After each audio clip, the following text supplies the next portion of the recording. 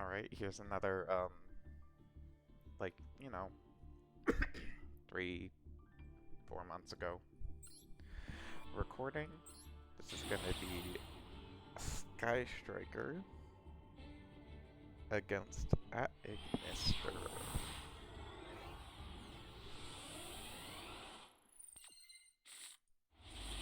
So in this duel, this hand, this is a really good opening hand. Like, the only thing we want off the top of our deck is, like, any, reckoning. They have the Ash for Maxi, so they're gonna get to play their turn as normal.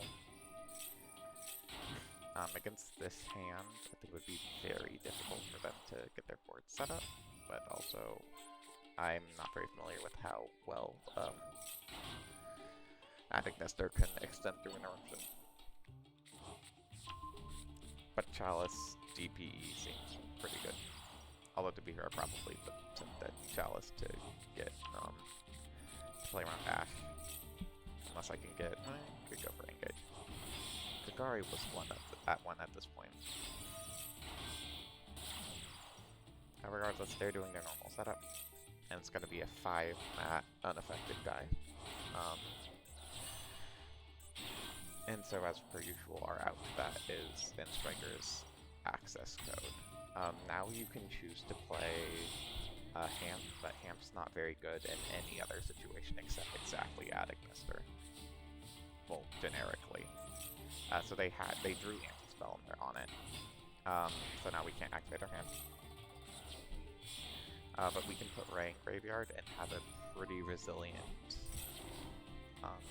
survivability. This can only pop monsters, so we're just stopping ourselves from taking damage, and they're putting us off of Striker names. It's unaffected, and that's why we're not using Kaina, obviously. We draw, go back into Hayate. We're sending, we want cards in Grave.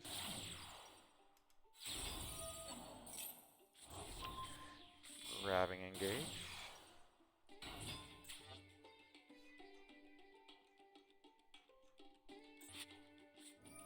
And then we're gonna make DP.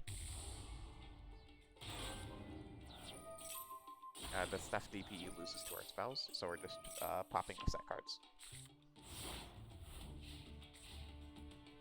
At this point, I have double engaged. The game's gone on for a while. I'm not sure why they didn't pop DPE here, but I guess they valued me being off of Striker more.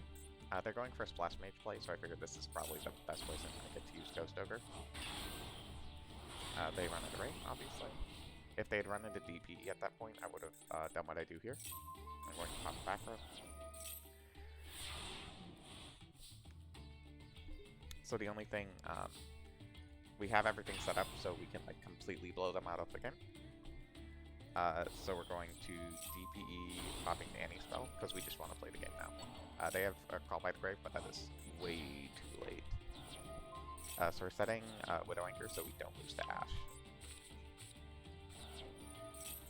Because we weren't guaranteed to draw everything we wanted here. But we actually drew really freaking nicely.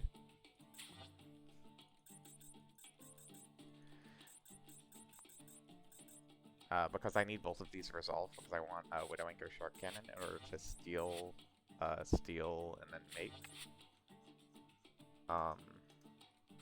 Drawing Rose is nice though, obviously.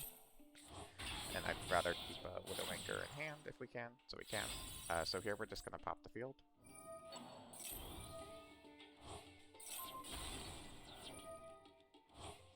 Obviously this is unaffected, so we use combat. You'll note I have the choice to Call by the Grave at Ignister, but it shuffles a card back. If they shuffle back the access code, I'm okay to have access code again. And if they shuffle back multi-roll, the only thing I'm losing to in this situation is Harpies off the top. And we're going to lose to that anyways, so it doesn't really matter. So we're going to activate Rose, just because I figure Striker access is probably better than sitting on access code. Go Shizuku. that we can summon ourselves some stuff if we need to next turn, get rid of resources. And then obviously there's nothing they're going to be able to do to beat that. Signet mining, normal summon, we have the Widow Anchor, and that's the game.